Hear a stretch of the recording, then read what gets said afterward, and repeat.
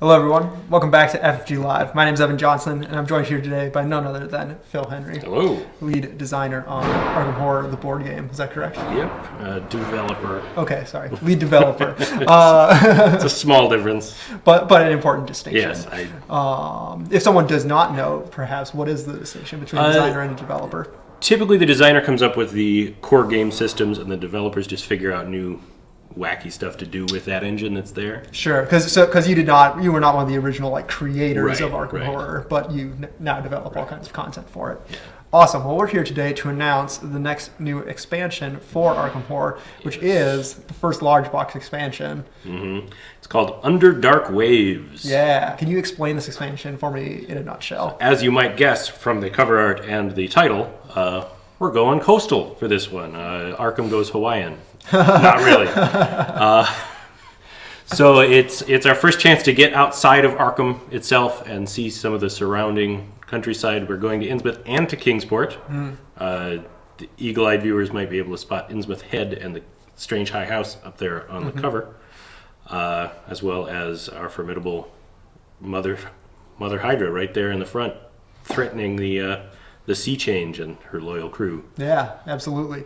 So what specifically, so this is the first large box expansion. What kind of sets this apart from the core set and from Dead of Night? Yeah, way back when I was just starting Dead of Night, I had my line planning meeting with Andrew Navarro and Nate French. And we figured out how to dole out all the important bits of the IP we wanted to make sure we got. And we broadly characterized Dead of Night as a content expansion. Let's figure out how to do more with the tools that are in the box. And then the big boxes, and honestly, we might not ever do one of those content boxes the size of Dead of Night. We'll see. Right.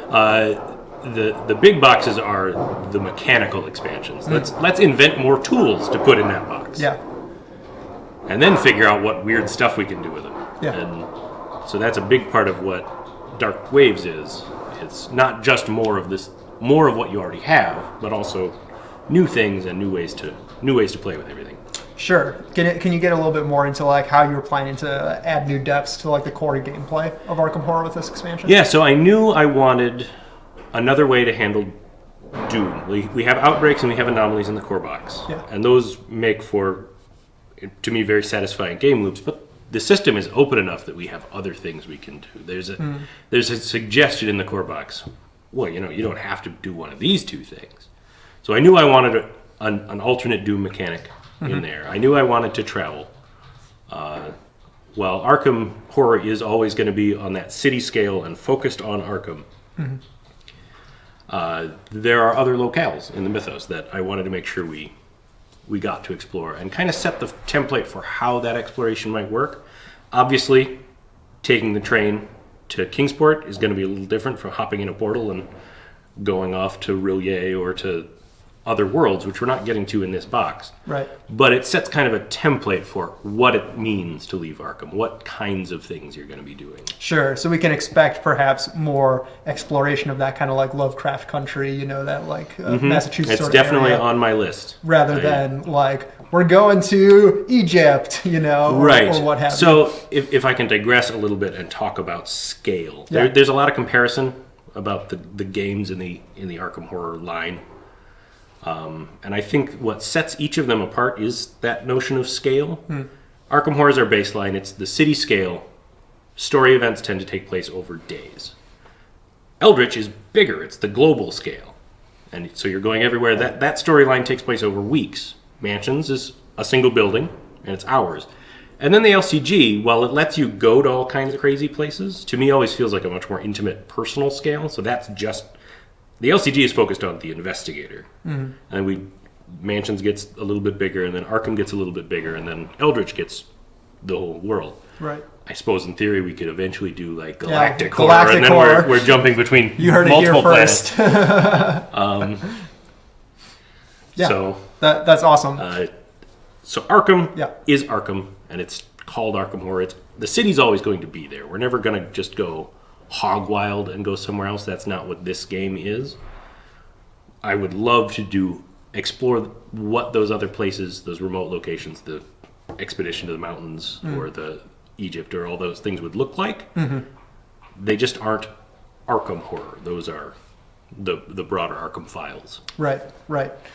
So you mentioned like new locales, and of course you touched on that in Underdark Waves, we're getting Kingsport and Innsmouth. Yes. With these new neighborhood tiles that are going to be popping up on the screen for you guys here. What kind of drew you thematically to this area and made it like the ideal next step for the game? Like I said, the idea of let's get outside Arkham and stay, but still stay in Massachusetts in the Miskatonic River Valley. Right.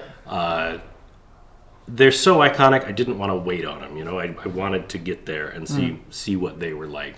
I also want to do a quick shout out to our art team because our art directors Jeff Lee Johnson and Deborah Garcia, and then the artist on this Jacobus did an incredible job on this tile art, and I am so happy to see it. Yeah. Let's go to those classic places, see what new things we can do with them, see how we can kind of mix them up a little bit, and maybe not give people the same old thing or even necessarily what they were expecting, but figure out what new stuff we can tell. Totally. With those new areas. Totally. So another new mechanic that arrives with Underdark Waves is terror, and there'll be some terror tokens showing up on your guys' screens here. Could you just explain like what is terror and what part does it play in the game?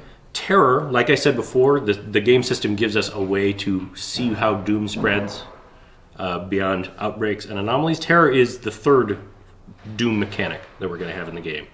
And what terror does is it gradually spreads across the board and focuses in those neighborhoods and makes them just more dangerous. Fans of Arkham 2nd might remember that the terror track was a tracker on the board that as it went up, as things got bad, allies left town, some stores closed their doors and wouldn't sell to you anymore. It made some of the actions you can do on the board just took those off the table. You couldn't do them anymore. And we tried an early version of that. It wasn't as satisfying to say, all right, now I'm going to take your toys away. You don't get to play with those anymore. So instead, it's, you can still play with those toys, but boy, there's a lot of terror there, and it might be pretty dangerous.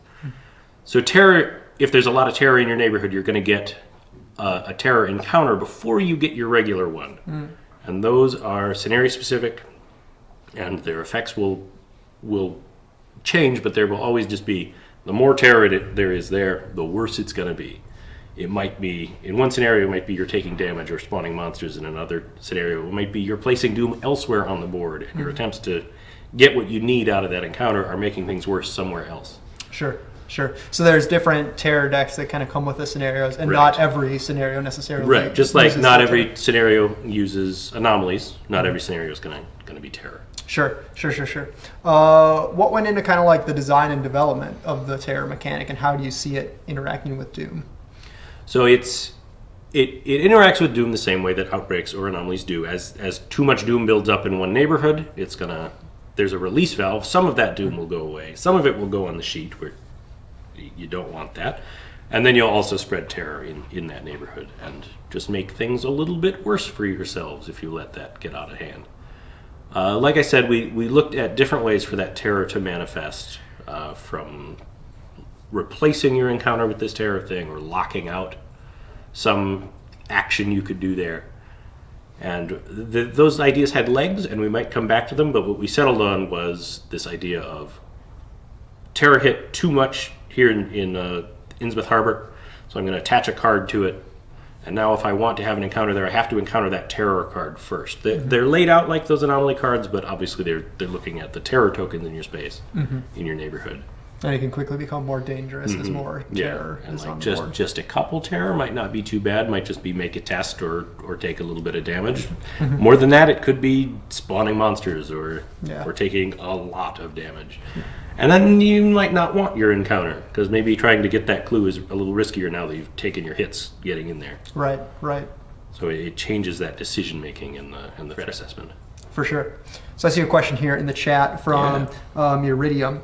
So it acknowledges that it's a question for perhaps like further on in the product's life span. But he says one of the downsides of Arkham Horror 2nd Edition is that the location decks got huge for the original locations. If you played with all the expansions, the original Arkham locales had huge decks. Your locations didn't really get anything like that until Miskatonic Horror expansion. Right. Do you have a plan for how to better incorporate things in this, either keeping the base locale decks from becoming huge? Yeah, I'm definitely taking a conscious effort to keep any of those decks from getting too big. I don't know when we're leaking out our component list for anything, but like this box will add 2 cards to each of those core decks, so they won't get too big over time. Just a little bit here and there to make sure those new mechanics, the new conditions, the new special assets and stuff are still getting into play, but it's not bloating that deck up quite as much as we saw in Arkham 2nd or in Eldritch. And then the asset decks are the same way. I'm ratcheting down the amount of stuff we're throwing in there. We might eventually get to a box that's just, here's a whole bunch of cards, so you can really add a lot of new shiny toys, but mostly I'm trying to keep them pretty small so those decks don't become too unmanageable. Nice. So you mentioned that Terror, commonly tied to these unique decks that come with scenarios. And so Underdark Waves comes with 4 new scenarios, and one of those scenarios is popping up on screen, the Tyrants of Ruin scenario. Now, each of these scenarios makes use of the new neighborhood tiles, but are they all explicitly tied, like in the lore, to Innsmouth and Kingsport? Yeah, so Arkham's a very narrative game. The narrative fiction that's in there is grounded in those places. We're seeing familiar faces, familiar NPCs we may have seen in other products, like Othira Gilman. We established in Mansions of Madness as the proprietor of the Gilman House, the lodging in Innsmouth. She pops up in some scenarios, so it's grounded in the narrative, and then mechanically we're also seeing each of the 4 scenarios go to different places. We've got one that's very focused on exploring Innsmouth, one that's very focused on exploring Kingsport, one that does both, and then one that could do either one. Interesting. What can players expect from these scenarios, or what really differentiates them from existing scenarios? Yeah. So one of my big things I wanted to do was do more with those stories, with the codex setups, with the archive setups. I pushed that pretty far with Shots in the Dark in Dead of Night, where it had a nice branching storyline where you could pick where you wanted to go with the story. And I went even further in this box. The scenarios in the core set and in Dead of Night average to 10 archive cards per scenario. We pushed that to 15. Oh, nice. So they're not longer scenarios. There's just more options, more things. You will not see all 15 cards in one playthrough, but there's variable objectives that might come into play. There's variable choices you can make. So it'll be dependent on the choices you make and the luck of the draw, which cards you get to see each time through. One of those scenarios has, I think, 9 resolutions to it, which, you should see my flowcharts for how they could play out there. Bonkers. So there's a lot of variety, a lot of variability, a lot of change that can happen, and player agency and where you go with it. Nice. That's really exciting. Another question here in the chat. What's the difficulty like in the new scenarios compared to the core box and Dead of Night? Is the new Doom mechanic, I believe he means Terror, more or less punishing than Anomalies? Outbreak scenarios felt too easy for my group. Yeah, I definitely tried to aim it a little bit between the two. Outbreaks are... I take a little umbrage with easy. I don't think they're easy. I think they do build in a different way, and they can sneak up on you, but... So outbreaks are kind of all or nothing, where you either are doing a great job managing it, or they just get that little bit too far. Yeah. And we just have a cascade. Yeah, it's like playing Pandemic or something. Yeah, and outbreaks are very, very inspired by that Pandemic feel, whereas Anomalies are a different animal, and then Terror is another thing entirely. I put it about midpoint between the two. One of the ways Terror kind of kills you a little bit more than Outbreak does is that Doom doesn't go away when it builds up too much. You take some of it away, but there's still enough there that it's still a problem. Perfect. All right, so we talked about the scenarios. Under Dark Waves also introduces 8 new investigators for people to enjoy. So there's plenty of returning favorites, like you'll find, Silas Marsh and Ashcan Pete and all those. There's also one entirely new addition to the Arkham Horror Files universe, which is Stella Clark, the letter carrier. So Stella Clark, her sheet will appear on your screens here. How did you approach the design of this investigator, and what were your biggest priorities as you were looking at adding an entirely new investigator? Yeah, so Stella was really fun to build for this product. Looking at all the investigators, like I said, we did that line plan way off in the beginning and kind of doled out what was going to show up when, so we didn't get to the last box and realize, oh, shoot, this one's all mystics. Yeah. So we want to make sure there's a broad range of investigators in each one. Some of them were included for thematic reasons, and some just to make sure. Oh, Silas and Ashcan are both obvious choices for this box. Silas has his background in Innsmouth. Ashcan's actually from Kingsport and is a wanderer, so the moving between 3 towns feels very natural for him. And then we had to decide which of the new investigators went in this box. And we settled on Stella. Her background, she grew up always kind of having these dreams of the strange high house in the mists up on Kingsport Head. And then when she moved to Arkham and became a mail carrier, every day when she finished her shift, she would find one extra envelope in the bottom of that bag, always postmarked from Kingsport. She knew it was tied to the house, and the only thing inside that envelope was a piece of paper with her name on it, Stella, and that's it. So obviously, she's tied to Kingsport. She goes in the Kingsport box. And then we were in the situation of we don't have any established abilities for this character. Right. I don't duplicate abilities that they've had in other games, but we definitely try to keep them similar with the other investigators. And Stella just had a lot of free space to do. So we looked at who she was as a character. She's tied to the mythos. She's got that connection to the strange high house. So we gave her a little bit of ability to manipulate when she drew tokens from that chaos bag, from the mythos cup. Sorry, I was playing the LCG last night, and that language got in my head from the Mythos Cup. So she can, at personal cost, just not draw from that cup if she wants to. That seems pretty good. Yeah, it hurts. It's not a given that she's going to do it every time, because it does take a tax. She can also she's a survivor. She can just put her head down and get through almost anything. She doesn't necessarily succeed by a whole wide margin when she does that, but if she has the right setup, she can just plow right through. And then we were also just doing research on what does the post office look like in the 20s? Because the post office has been around for a long time. And one of the fun things we found out is that in the early 20s, there was a concerted effort by the post office to standardize their delivery vehicles. Sure. Because before then, it was just whatever trucks they could get. Right. So what if we gave her a truck? What would that do? We've got investigators with motorcycles. We've got Tommy and Danielle zipping around. And they're very fast. The truck doesn't match that speed, but it's a workhorse. She can cover a lot of ground, and she can bring people with her. That's powerful. It gives her support abilities we haven't seen before, and it lets her exist in this area that no other investigator does what she does. And ideally, that's true of everybody. And so it was fun to explore what does this new character that doesn't have any precedent, what do we give her to do, what sets her apart? And I think we settled on a really nice spot for it. Her character background is very little has changed from what Cara Sentel Dunk originally proposed to the story group when we were spitballing and pitching new faces to add to the lineup. She was one that we just immediately just kind of glommed on it too and said, yeah, we want to do that one. Nice. That's awesome.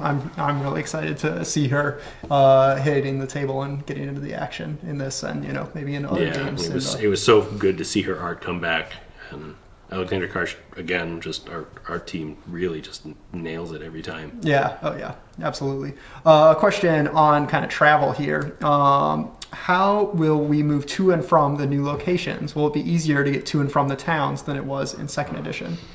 Definitely easier than second. There's a flexibility there. You can either do it through the encounters you have in those travel location spaces, or you can travel directly to them as part of your move action, just with a little bit of a cost.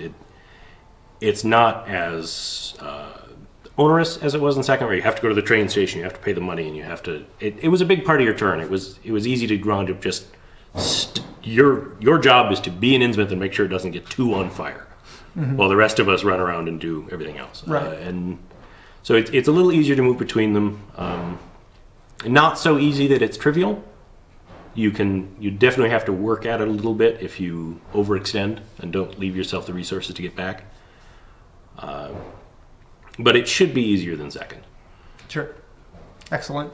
So we're close to wrapping up here, but what is like one thing that you're most excited for players to engage with as they start learning more about Underdark Waves and get their hands on it? I want players to see how far we can go with this game. Like I said, we jumped up to 15 cards per scenario, and it adds a lot more kind of replay and a lot more nuance and a lot more agency to what you're doing. And I'm excited to see that. I'm excited to see how people receive the new face in the lineup. And it can't come out soon enough for me. Yeah. I'm champing at the bit to get this on tables and get it out in front of everybody. Absolutely. And then I guess one final question here, asking, are all the scenarios 5 locations? Have you played around with building scenarios with more locations? They are not all 5 locations. We're adding 2 more in this box, and we do make sure we're using more than just 5. There's still room with the modular board to keep things down, keep it a nice trim board if we need to. As you start seeing, as we spoil some stuff, you'll get some more insight into that. There's a scenario that uses all the tiles. There's a scenario that starts very, very small with just 4 tiles in play.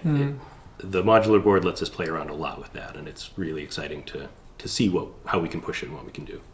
Awesome. Well, thank you, Phil, for joining us here today to talk about Underdark Waves. And thank you, all of you guys, for watching. So we're going to put up the web article shortly after this, so there'll be more new stuff to look at in there, stuff that we haven't talked about here. So many goodies. So that's awesome stuff. We are wearing these awesome shirts. Yeah, you may have noticed that they look like Arkham Horror. These are shirts that come from Hot Topic. So links are going in the chat right now for if you want to wear shirts like this, as well as a code that you can use for 15% off. So take a look over at that. Thanks to Carolina Game Tables for this guy. Join us on Thursday. It's going to be a lot of Star Wars Legion. They're showing off some sweet new Star Wars Legion minis. So. Yeah. If you're into that, if you like minis and wargaming, make sure you check that out. We will catch you guys next time. So see you then. I'm still typing for the chat.